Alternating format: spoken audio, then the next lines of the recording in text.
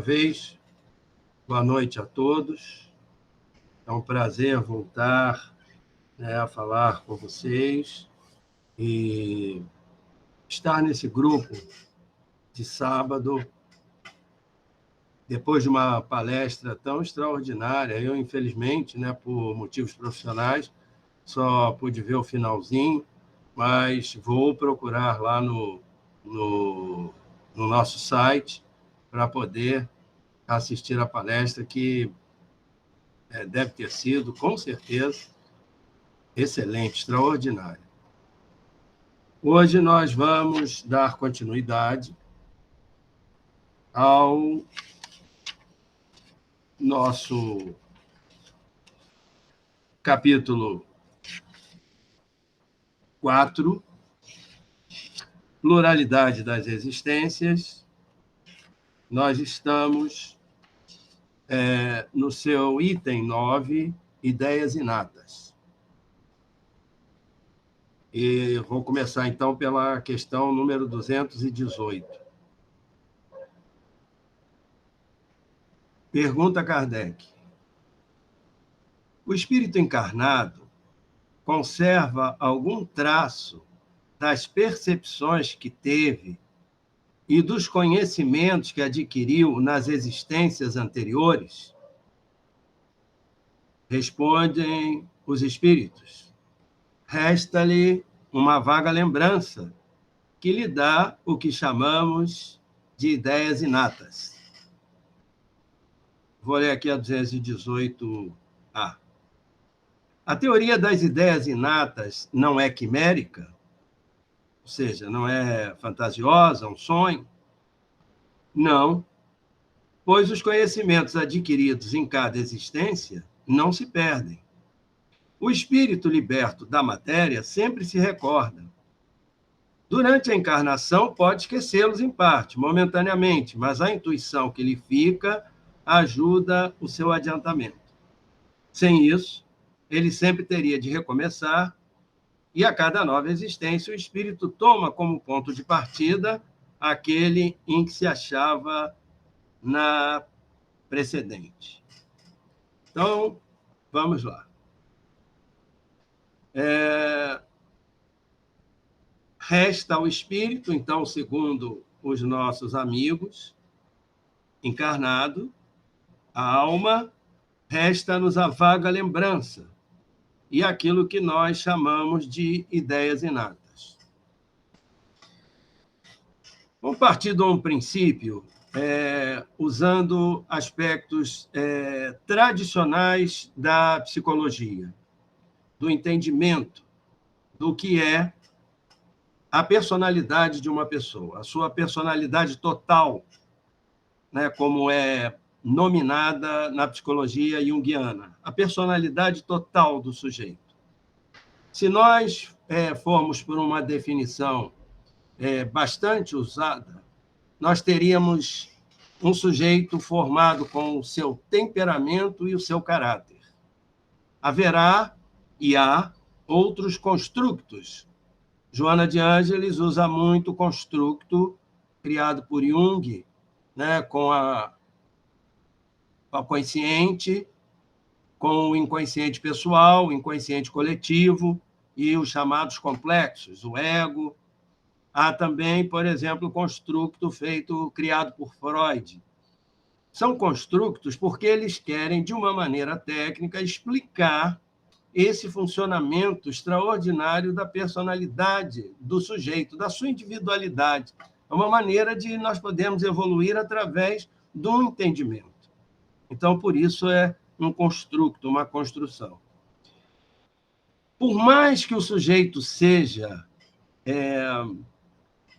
cartesiano, preso aos paradigmas atuais da ciência, ele não vai conseguir explicar, por exemplo, por que é que dois gêmeos univitelinos, criados da mesma forma, tão iguais que, em fisionomia, que os pais precisam até colocar um crachá, por que é que esses dois gêmeos univitelinos serão personalidades diferentes? Então, parte-se de um princípio de que existe uma base inata que é chamada de temperamento. Então, as tendências temperamentais são consideradas biológicas. Elas são filogenéticas. Isso é o que diz a ciência. O temperamento é um componente psíquico inato, genericamente herdado. E o caráter? O caráter seria, então, fruto da ação dos cuidadores, da própria sociedade, das regras, dos princípios organizadores que iriam serem utilizados na formação daquela figura, daquela pessoa, daquele sujeito. Então, ninguém vai explicar o temperamento. Mas se nós formos recorrer à reencarnação, as coisas vão ficar um pouco mais fáceis. O temperamento seria a nossa herança, seriam as nossas potencialidades, seria aquilo que nós trazemos das nossas existências para esta existência e que precisariam, através exatamente do caráter, ou seja, da educação, e aí teria todo o sentido a função paterna e a função materna, de cuidar. E aí demonstra-se, então, que nós temos uma programação reencarnatória com pontos fixos, mas nós temos uma programação reencarnatória em que o arbítrio ele funciona. Nós só temos uma coisa fundamental, todos nós. Nós viemos aqui nesse planeta para fazermos o melhor possível. Não é uma peça teatral em que existem heróis e vilões. Todos viemos para fazer o melhor possível. E nessa jornada de tentarmos fazer o melhor possível, em momentos nós vamos fracassar. E nesses fracassos estarão alguns aspectos que vão permear, que vão passar pelo véu do esquecimento, como o amor e o ódio entre as pessoas, e terão influência, e eu vou falar um pouco mais à frente. Então, veja só, isto vai ao encontro do que estão nos dizendo os amigos espirituais. Ideias inatas. Então, eu tenho uma tendência natural, que não é explicado. É dito, é hereditário, é uma base inata, é o temperamento do sujeito, mas por que é assim? E aí, se nós viermos com um estudo sobre vidas passadas, nós vamos ver uma compulsão nossa à repetição de uma série de maneiras de agir e de ser que nós trazemos para esta vida e que, se algumas delas não forem bem educadas pelos pais, pelos cuidadores, pelos responsáveis, pela sociedade, florescerão aquelas nossas tendências anteriores. Então, a teoria das ideias inatas, apresentada no Livro dos Espíritos, desta maneira, com este objetivo, ela não é quimérica. Os Espíritos estão nos dizendo que nós trazemos uma herança. Freud vai dizer que nós somos herdeiros da criança, que nós fomos. André Luiz dirá que nós somos herdeiros de nós mesmos. E isto é uma verdade. Então, nós trazemos esta bagagem, esta potencialidade. Se eu tenho uma predisposição a ser orgulhoso, vaidoso, isso vai acontecer e vai aparecer já como criança, na minha formação. E se os meus pais não observarem e não tiverem aquele cuidado de perceberem e não fecharem os olhos, aquilo vai florescer. Então, aquele garoto que já é prepotente, autoritário, a gente vê isso na criança. Essa idade, essa faixa dos 0 aos 5 anos, estendendo até os 7 anos, ela é fundamental na nossa formação. Então, você vai perceber aquilo. Se eu fechar os olhos para aquele garoto prepotente, autoritário, brigão, que não aceita, desafiador, não é? Com um transtorno desafiador, com um perfil assim, eu apenas vou trocar de colégio, porque lá no outro ele chutou a professora, ele foi expulso, e ele vai chutar as pessoas ao longo do tempo, até que a gente vá visitá-lo numa penitenciária. E aí não tem mais jeito. Então, na 218A, a teoria das ideias inatas é quimérica? Absolutamente. Porque os conhecimentos adquiridos em cada existência não se perdem, nem poderia. Nós estamos num processo de evolução, senão nós voltaríamos à estaca zero toda vez. Volte à casa 1. Não é assim. O espírito liberto da matéria sempre se recorda, porque voltando ao plano espiritual, voltando lá numa colônia, num instante depois, antes de retornarmos aqui, na nossa preparação, na nossa programação reencarnatória, que não é imediata, via de regra, né? Nós vamos fazer uma reflexão a respeito de tudo aquilo que nós fizemos. Nós vamos verificar o que nós andamos para frente, aonde nós não evoluímos, para que nós tenhamos ainda uma programação, né, compatível com as nossas necessidades. A cada nova existência, o espírito toma como ponto de partida aquele em que se achava na precedente. Ele toma como ponto de partida aquilo que ele se achava na precedente, no que tange ao seu saber, ao seu conhecimento. Agora, a sua programação reencarnatória, ela será de acordo, planejada, com aquilo que ele precisa passar para o processo evolutivo. É o que fala a pergunta 216, que já foi lida aqui, em que eu posso ser, naquela época, dizendo, e é uma, vamos dizer assim, uma imagem, eu posso ter sido senhor e hoje ser escravo. Para aquela época, obviamente, né? Para a época, eu digo a imagem a ser utilizada. E aí a pergunta, 218B, deve, então, haver uma grande conexão entre duas existências sucessivas? A resposta dos amigos espirituais é, nem sempre tão grande como podias pensar. Quer dizer, ele já está afastando aquela coisa de, eu vou dar uma continuidade, parou aqui, capítulo 29, vou entrar no 30? Não, vou refazer. Mas esse refazimento é um refazimento didático, pedagógico, buscar as melhores alternativas para o aprendizado, não é? E aí no final da palestra, tinha o exemplo do Stephen Hawking, com todas aquelas dificuldades dele. Eu depois vou fazer uma fofoca do astral a respeito do Stephen Hawking.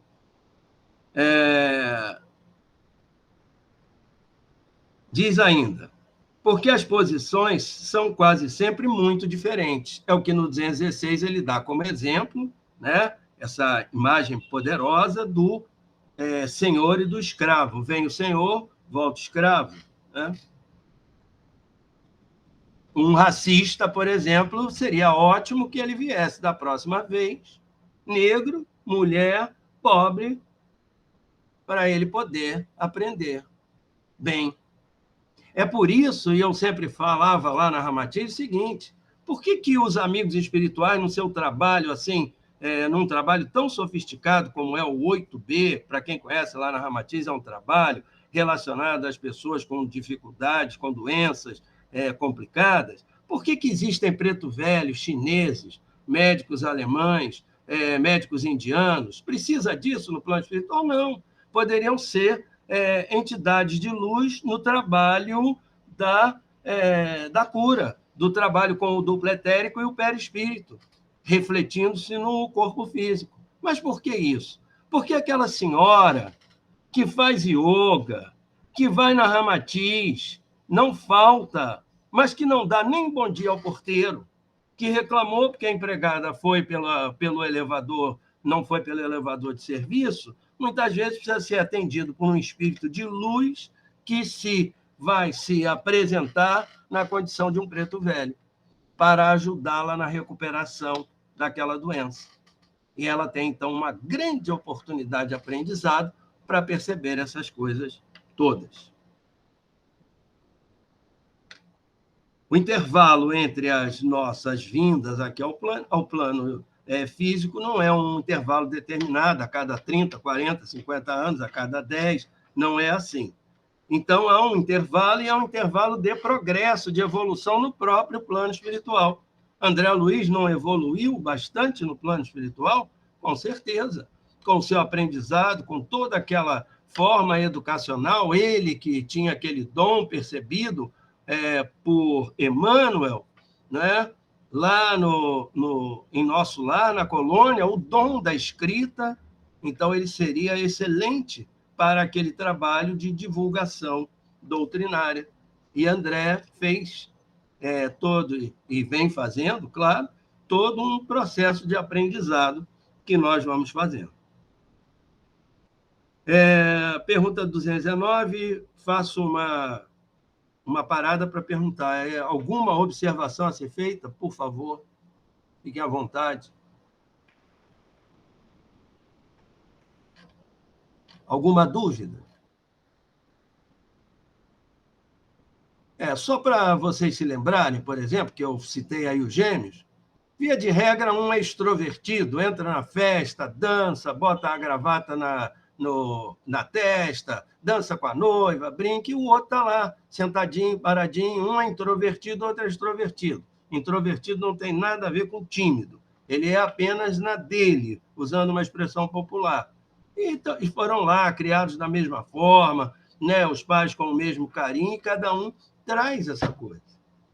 Traz uma coisa que vem de onde? É o quê? Lotérico? É o que é? Não é? E se fosse genético, vem do mesmo pai e da mesma mãe. Aí é que não teria mesmo sentido. 219. Qual é a origem das faculdades extraordinárias dos indivíduos que, sem estudo prévio, parecem ter a intuição de certos conhecimentos, como as línguas, o cálculo, etc., como, por exemplo, Mozart, que era extraordinário desde criança. E como outras crianças, outros gênios que já traziam aquela potencialidade inata, ou seja, alguma coisa que eles adquiriram em algum lugar. Pois se nós não nascemos simples e ignorantes, se nós não fazemos a mesma caminhada, mas cada um a partir de um determinado instante com o seu merecimento, então foram coisas adquiridas ao longo do tempo e que não se perdem, e que o sujeito, então, traz. De onde? Elotérico, mais uma vez, Einstein dizia, Deus não joga dados com o universo. Então, nada é o acaso. Tudo é sincronizado. Lembranças do passado, progresso anterior da alma, mas da qual ela mesma não tem consciência. De onde queres que elas venham? Os corpos mudam, mas o espírito não muda, embora troque a vestimenta, confirmando isso tudo que foi dito. Né? A fofoca do Stephen Hawking é que dizem que ele foi Isaac Newton. Tanto que ele, na cadeira de ciências lá na Inglaterra, ele senta-se, ou sentava-se, na mesma cadeira, do número do Isaac Newton. E outra coisa, uma das condições dele física é que ele tem o pescoço dele parece torto, de toda aquela patologia que ele possui. O pescoço dele é torto. Isaac Newton, ele foi chamado pelo rei ou pela rainha para tratar de uma questão de uma derrama de dinheiro falso na Inglaterra. E ele, muito rígido, todo falsário que fosse pego seria enforcado. E no enforcamento acontece exatamente com o pescoço aquilo que se dá nesse tipo de doença com Stephen Hawking possui. Alguma dúvida? Tudo certinho? Isso é uma fofoca que eu ouvi ao ler a revista Amiga do Astral. Aliás, ouvi não, li na revista Amiga do Astral. Meus amigos, é sempre um prazer estar com vocês. Muito obrigado. Namastê. O Sérgio, é comentário fraterno. Comentário fraterno. Uma belíssima imagem para o reino das trevas, que é a fofoca.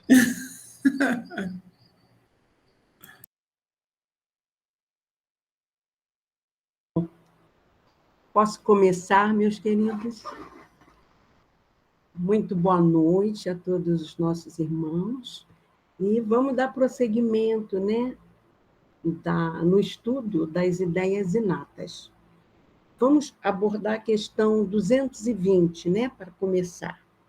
Kardec pergunta: pode o espírito, mudando de corpo, perder algumas faculdades intelectuais, deixar de ter, por exemplo, o gosto das artes?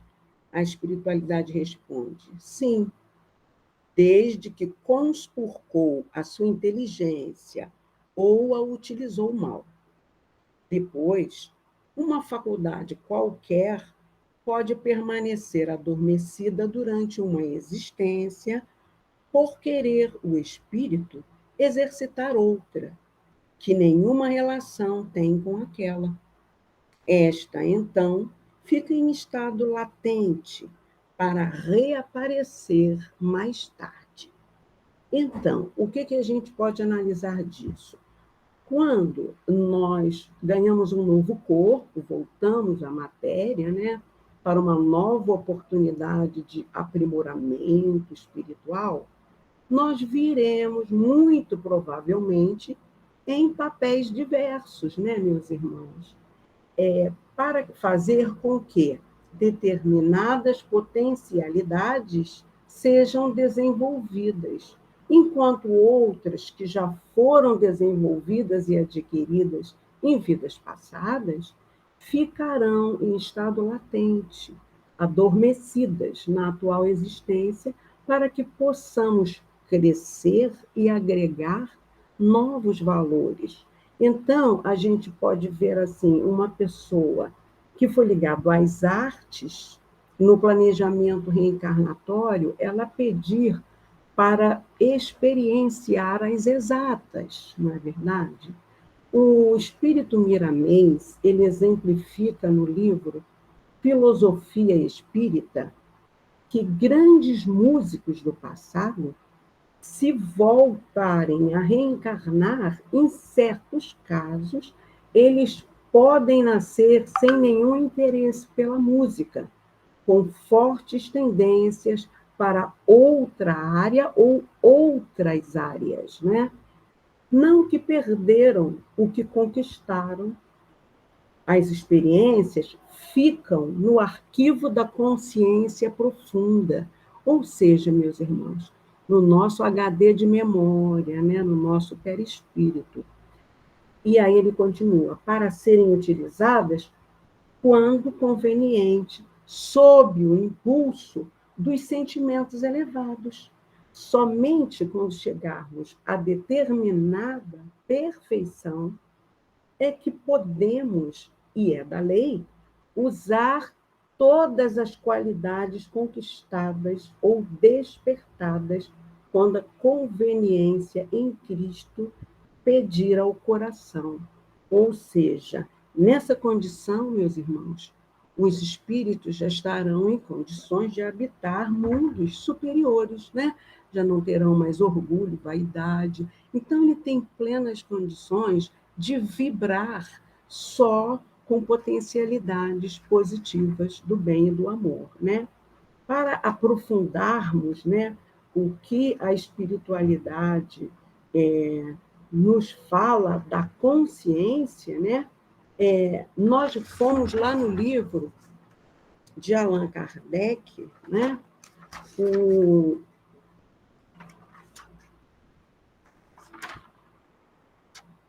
que é o espiritismo, né? Quando Kardec vai tratar sobre o homem durante a vida terrena, lá no item 27, ele questiona assim: qual a origem do sentimento a que chamamos consciência, né? E aí é respondido: é uma recordação intuitiva do progresso feito nas precedentes existências e das resoluções tomadas pelo espírito antes de encarnar. Resoluções que ele muitas vezes esquece como um homem, quer dizer, quando está na matéria, né? Ou seja, o homem, muitas vezes, meus irmãos, utiliza de forma inapropriada aquelas potencialidades já conquistadas, né? E desvirtuando a sua utilização, aquilo que ele acordou lá no seu planejamento reencarnatório, não é? Então, como diz a espiritualidade, quando ele age assim, ele conspurca sua inteligência ou a utiliza para o mal. A gente poderia exemplificar, para ficar bem claro. Um médico, né? Ele se forma para quê? Para salvar vidas, né? É o juramento de Hipócrates lá que ele faz. Mas muitos, por interesse de enriquecimento, passa a prática do abortamento direto, né? Então, completamente contrário. Tem pessoas que nascem com uma inteligência maravilhosa, que poderiam estar, assim, desenvolvendo coisas muito úteis, mas elaboram planos, né, para arrombamento de cofres, planos mirabolantes para assaltar, para agredir a sociedade, né? Então, quando eles afastam-se, agindo dessa maneira, da regra áurea, né? Que queira cada um para os outros o que quereria para si mesmo, então é claro que o resultado dessas escolhas equivocadas vão influenciar no novo corpo, nas novas limitações que poderá sofrer na próxima existência. O Sérgio foi muito feliz, né, dando o exemplo lá do Isaac Newton, né, reencarnado como Steve Hunter. E a gente tem no livro Contos e Contos, né, psicografia do Chico Xavier pelo Irmão X, o conto do Grande Cabeça, né, muito falado pelos palestrantes espíritas, que tratava-se de um renomado advogado, né, Abelardo Tourinho, mas que ele, para ganhar dinheiro, ele fazia qualquer negócio, né, para burlar, inclusive, os seus argumentos de defesa. O que importava para ele era a grana no bolso. E, com isso, ele foi enriquecendo cada vez mais, considerado uma águia da inteligência e tudo mais, e mesmo a mãe dele tentando despertá-lo para ele agir com mais caridade, que ele ajudasse pessoas que tivessem dificuldade de pagar. Ele falava, não, isso aí os estagiários do escritório fazem. E assim ele foi, até que desencarnou nessa situação, privilegiando a qualquer custo o enriquecimento material, e, como consequência, né, ele volta, não é, reencarna com hidrocefalia. Para quê? Para regenerar-se dos crimes cometidos com as armas intelectuais. Então, a gente tem que saber muito, né, o que pensamos, vigiemos e oremos, como o nosso mestre nos ensinou. Nossa consciência é nosso manual de instruções, meus irmãos. Nela está a semente divina, as leis de Deus, né? Na nossa consciência, o desabrochar dessa semente divina depende do nosso esforço, né, em cumprir essas leis. Isso passa pelo nosso livre-arbítrio, né, pelo nosso autoconhecimento, para que nós possamos, então, ter o buril da reforma íntima. A gente olhar com honestidade aquilo que a gente precisa melhorar para atacar nele. Fazendo isso, né, a gente vai tornar-se árvore frondosa um dia, né? Assim como foram São Francisco Xavier, Madre Teresa, nosso querido Chico. Essa semente de Deus dentro deles germinou numa proporção tal que eles passaram a vibrar naturalmente no amor e na caridade. Para eles não era mais esforço, já era uma coisa natural, né? Vamos então agora à questão 221. Ela fala assim: dever-se-ão atribuir a uma lembrança retrospectiva o sentimento instintivo que o homem, mesmo quando selvagem, possui da existência de Deus e o pressentimento da vida futura? Aí a espiritualidade responde: é uma lembrança que ele conserva do que sabia como espírito antes de encarnar. Mas o orgulho, amigamente, abafa esse sentimento. Então, meus irmãos, a fé é uma manifestação de todos os tipos, de todos os tempos e que pode ser observada em todos os povos, não é? A crença no Criador é inata no ser humano, exatamente por causa daquela sementinha que nós temos lá dentro da nossa consciência. Podemos pegar sociedades remotas, né, que a gente vai encontrá-los venerando algo superior, que seja responsável pelas questões da nossa vida, né? Assim, lá na questão 621, Kardec pergunta: onde está escrita a lei de Deus? E a espiritualidade responde: na consciência. Se a gente também for recordar da única oração que o nosso Mestre Jesus nos deixou, a oração do Pai Nosso, e não formos apenas repetidores como papagaios dela, mas interpretarmos cada verso, nós vamos encontrar aquele verso que diz assim: venha a nós o teu reino, né? Então, porque o reino de Deus está dentro de nós. É lei eterna, meus irmãos. Então, Deus coloca o reino de Deus dentro das criaturas de forma que esses valores possam despertar naturalmente. Nós mesmos vamos construir a nossa felicidade, né? Somos artífices dos nossos destinos. No livro Reforma Íntima Sem Martírio, uma psicografia de Vanderlei Oliveira, por Hermance Dufour, nós encontramos lá no capítulo 5, sabe a providência, o esquecimento do passado, um pequeno trecho que eu resumi para trazer para vocês. Outorgou-nos Deus, precisamente, o de que necessitamos e nos basta. A voz da consciência e as tendências instintivas. Com a consciência, temos o rumo certo para aplicarmos o esforço educativo.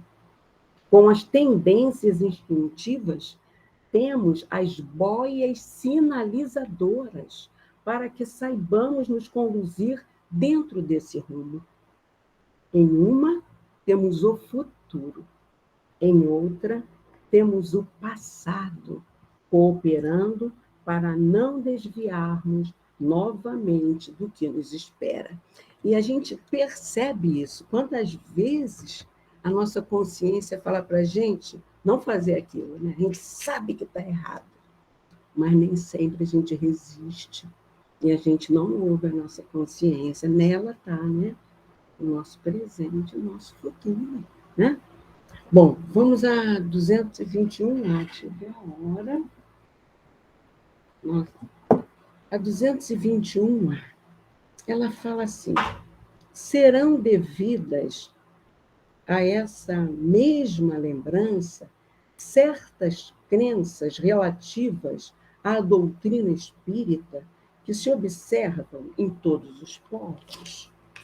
Aí a espiritualidade responde: esta doutrina é tão antiga quanto o mundo, tal o motivo porque em toda parte a encontramos, porque constitui prova de que é verdadeira. Observando a instituição do seu estado de espírito, a intuição do seu estado de espírito, o espírito encarnado tem instintivamente consciência do mundo invisível, mas os preconceitos, bastas vezes, falseiam essa ideia e a ignorância lhe mistura a superstição. Então, meus irmãos, a gente vai ver que essa relação entre encarnados e desencarnados está na crença popular desde os tempos imemoriais, né? Moisés, lá no seu tempo, proibiu que se evocassem os espíritos, né? Mas por que ele fez isso? Era uma prática comum entre os hebreus do seu tempo, a evocação dos espíritos. E de tão comum, algumas pessoas banalizaram essa evocação, né? E passaram a fazê-la para finalidades pueris, né? Como a gente vê ainda isso acontecer, né? Algumas vezes. Então, se o Moisés proibiu, é porque antes era possível, né? Está constatado. E não apenas o povo hebreu, mas vários outros povos da antiguidade evocavam espíritos, tinham esse contato, né? A gente vai ver os oráculos gregos, né? Da Grécia Antiga, a consulta às pitonisas que profetizavam, né? A profunda influência dos sacerdotes egípcios na condução daquela nação, né? Governavam junto com os faraós, né? Com as suas influências religiosas ali orientando. Então, é óbvio que essa possibilidade de evocarmos o espírito, ela é natural, ela é da lei divina também, para proporcionar a evolução e aprendizado de todos nós, né? A doutrina espírita, ela é o resultado do quê? Da codificação exatamente desse contato entre encarnados e desencarnados. E ela veio com a finalidade de espalhar o conhecimento das verdades espirituais, né, meus irmãos? Conhecereis a verdade, e ela vos libertará, né? O Espiritismo, ele ampliou a proposta triangular de Jesus: amar a Deus sobre todas as coisas e ao próximo como a si mesmo. Ele nos ensinou que devemos amar a Deus, não é? Que é o nosso Pai justo e misericordioso. Os males que sofremos são decorrentes do uso incorreto do nosso livre-arbítrio. Assim, dando ao espírito a liberdade de escolher, Deus lhe deixa toda a responsabilidade de seus atos e consequências. Enfim, nós precisamos cumprir as leis de Deus, né? Sintetizadas principalmente na lei de justiça, amor e caridade. E assim, nós estaremos construindo a nossa própria felicidade.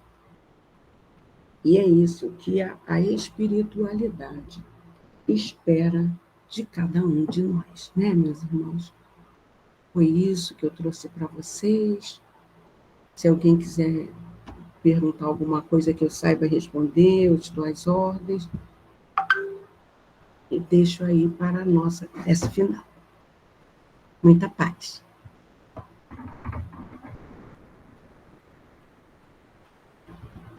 Paulinho, seu microfone está desligado. Hoje o que eu tinha para falar, eu já falei.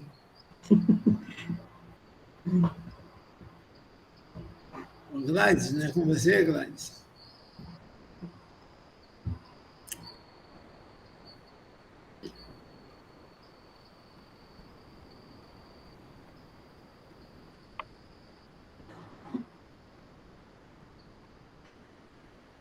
Bom, se a Gladys sumiu, quem gostaria de fazer a nossa prece?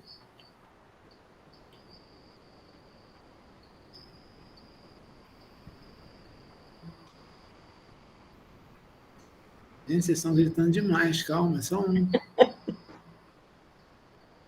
Se quiser, eu faço, Paulinho. Então, vamos a ela. Graças a Deus. Obrigada, Senhor da vida. Gratidão imensa por essa tarde abençoada, em que nós podemos receber tantas instruções dos irmãos que fizeram uso da palavra, que nós possamos, Senhor, colocarmos em prática tudo aquilo que estamos aprendendo a cada sábado nesse grupo amoroso, para que nós possamos construir a nossa felicidade.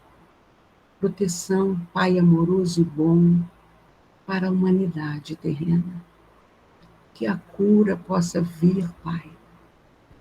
E principalmente a cura das nossas mentes, para que possamos vibrar positivamente, unissonamente, com a vossa luz e com o vosso amor por todos nós.